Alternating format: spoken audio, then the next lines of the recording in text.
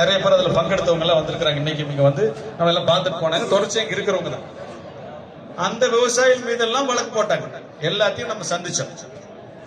வழக்கு போடுறதால நம்ம போராட வந்த நோக்கத்தோடு போட்டு போலீஸ் நோக்கி திரும்பிடக்கூடாது.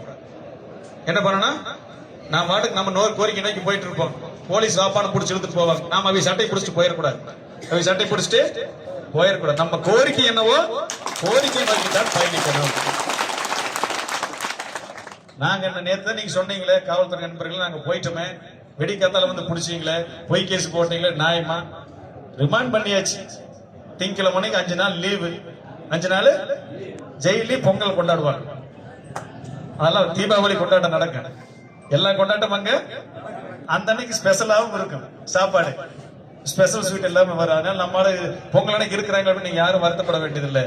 நமக்காக நம்ம போராட்டத்தை அவர்கள் இன்னைக்கு கைதாகி தமிழ்நாட்டு அளவில் கொண்டு சென்றிருக்கிறார்கள். அதனால நம்ம சகோதரி எல்லாம் வருத்தப்பட்டாங்க.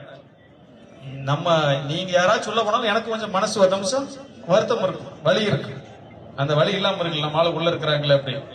ஆக சிறை என்பதை அப்படி யோசிக்க வேண்டியதில்லை. காவல்துறை வழக்கு போட்டாலும் அவையிலேயே பின்னாடி துரத்த வேண்டியதில்லை. நாம நம்ம கோரிக்கையை நோக்கி நகரணும். நம்ம கோரிக்கை நோக்கி இன்னைக்கு அவங்க இத்தனை பேர் ரிமாண்ட் பண்ணுங்க எடுத்தானுங்க, எங்களே ரிமாண்ட் பண்ணுங்க, நம்மளெல்லாம் போய் உட்கார்ந்தோம்.